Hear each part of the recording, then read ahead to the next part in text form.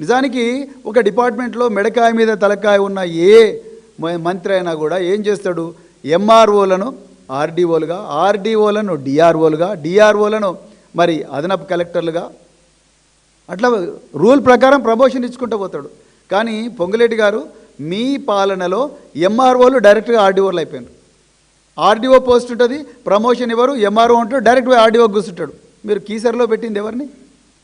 కీసరిలో పెట్టింది మీరు ఎంఆర్ఓని తీసుకొచ్చి ఆర్డీఓ సీట్లో కూర్చోబెట్టినరు. కొన్ని చోట్ల ఎంఆర్ఓలే డైరెక్ట్ డిఆర్ఓలు అయిపోయినారు. ఎంఆర్ఓ డిఆర్ఓ కావాలంటే కంపల్సరీ ఆర్డీఓ అయి తర్వాత డిఆర్ఓ కావాలి. అంటే మీ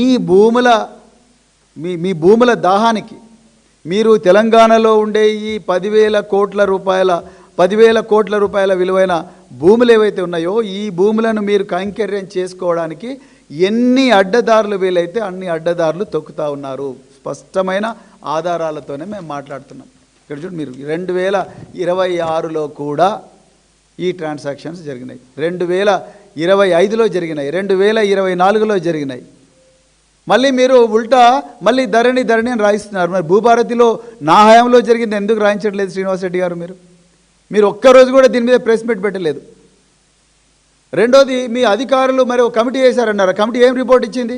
మీ శ్వేతపత్రం రిలీజ్ చేయండి, ఒక సిఐడి ఎంక్వైరీ చేయించండి, లేకపోతే ఒక సుప్రీంకోర్టు న్యాయమూర్తితో చేయించండి, లేకపోతే ఈడీకి ఇవ్వండి, లేకపోతే సిబిఐకి ఇవ్వండి. ఎందుకు ఇవ్వడం లేదు మీరు? ఇది 10,000 కోట్లు.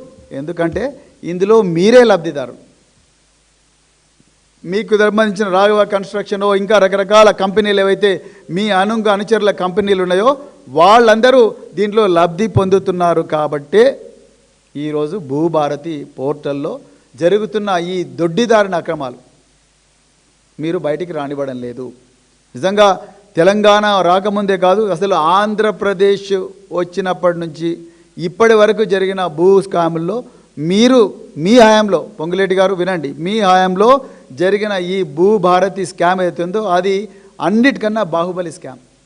10,000 కోట్లు ఒక్క రక్తం చుక్క కారకుండా, ఒక్క మూడో మనిషికి తెలియకుండా మీరు సాఫ్ట్వేర్ చేంజ్ చేశారు. ఎందుకు ఒక్కరిని కూడా అరెస్ట్ చేయలేదు ఇంతవరకు? ఒక్క అధికారిని సంజాయిషి అడగలేదు ఎందుకు? ఎందుకంటే ఆ కీ మీ దగ్గరే ఉంది. ఇప్పుడు వేరే ఆప్షనే లేదు కదా శ్రీనివాస్ రెడ్డి గారు, వేరే ఆప్షనే లేదు. ఆ కీ మీ దగ్గరే ఉంది. మీరు చెప్పండి, ఆ కీ నా దగ్గర లేదని చెప్పండి. మరి ఎవరి దగ్గర ఉంది? ఎన్ఐసి అధికారులు మీ సంతకం లేకుండా, మీ అధికారుల సంతకం లేకుండా ఆ కీ ఓపెన్ చేస్తారా? ఎడిట్ ఆప్షన్ను ఎనేబుల్ చేస్తారా మీ సంతకం లేకుండా?